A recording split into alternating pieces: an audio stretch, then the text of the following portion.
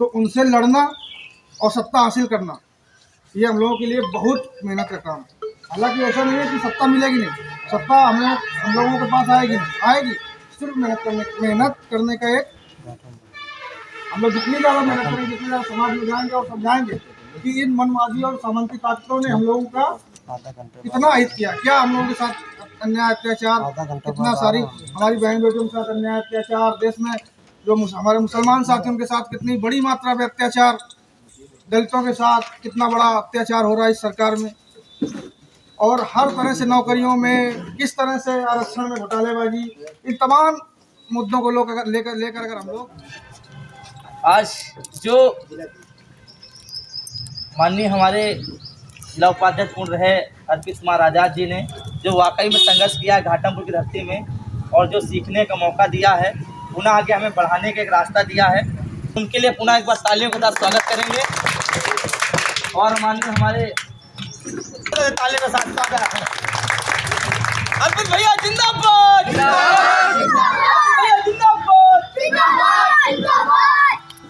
लड़ाई सत्ता परिवर्तन की होनी चाहिए। जब तक हम लोग सत्ता परिवर्तन का सपना लेकर समाज में आगे नहीं जाएंगे, तब तक हम लोगों का कोई भला होने वाला, सच में कोई भला होने वाला नहीं। हम लोग कितनी भी रोज की लड़ाइयाँ कुछ भी करते रहें, कितना भी संघर्ष, हालांकि सत्ता भी संघर्ष से ही मिलेगी। जब तक हम लोगों की पार्टी के सांसद विधायक नहीं, तब तक सदन में लड़ाई नहीं। हम लोग बाहर में बैठे हैं, सब कार्यकर्ता हो सकता है कि अपना अपना सब कोई ना कोई कुछ काम छोड़कर आया हुआ है, तो हमारे कार्यकर्ताओं को तो हर तरह से जूझना है, संघर्ष करना है, अपने मेहनत के पैसे से खर्चा करके और पार्टी संगठन को आगे बढ़ाना, क्योंकि हमारी ना पार्टी इतनी मजबूत है और ना संगठन हम लोग सत्ता जब तक नहीं है। हालांकि ताकत पे हम लोग बढ़े हैं, लेकिन जो हम लोगों को संसाधन चाहिए वो नहीं है हम लोगों को। संख्या बल पे अगर देखेंगे तो हम लोगों की संख्या बहुत बड़ी है, क्योंकि केवल अगर देश में देखा जाए तो 25% तो दलित है, 20% मुसलमान है, 52% ओबीसी है, तो हम लोग संख्या बल में तो 85% 90% है। उनके पास तो 10% है, लेकिन उन 10% के पास देश की सारी सत्ता संसाधन सब कुछ है उनके पास। तो उनसे लड़ना और सत्ता हासिल करना ये हम लोगों के लिए बहुत मेहनत का काम है। हालांकि ऐसा नहीं है कि सत्ता मिलेगी नहीं, सत्ता हम लोगों के पास आएगी नहीं, आएगी। सिर्फ मेहनत करने का एक, हम लोग जितनी ज़्यादा मेहनत करेंगे, जितनी ज़्यादा समाज में जाएंगे और समझाएंगे कि इन मनमाजी और सामंती ताकतों ने हम लोगों का कितना अहित किया, क्या हम लोगों के साथ अन्याय अत्याचार, कितना सारी हमारी बहन बेटियों के साथ अन्याय अत्याचार, देश में जो हमारे मुसलमान साथियों के साथ कितनी बड़ी मात्रा में अत्याचार, दलितों के साथ कितना बड़ा अत्याचार हो रहा है इस सरकार में, और हर तरह से नौकरियों में किस तरह से आरक्षण में घोटालेबाजी, इन तमाम मुद्दों को लेकर अगर हम लोगों के बीच जाएंगे तो निश्चित तौर पर हम लोग आगे बढ़ेंगे।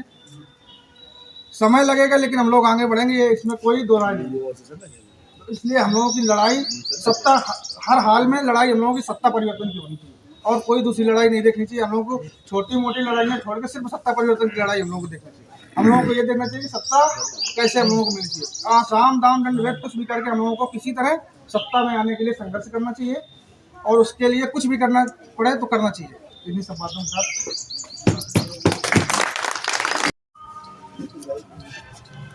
आज जो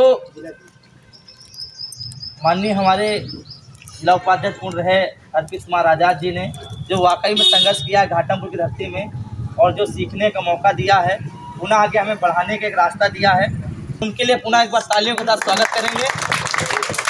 और माननीय हमारे तालियों के साथ स्वागत है अर्पित भैया जिंदाबाद,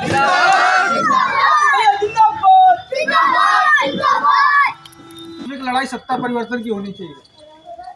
जब तक हम लोग सत्ता परिवर्तन का सपना लेकर समाज में आगे नहीं जाएंगे, तब तक हम लोगों का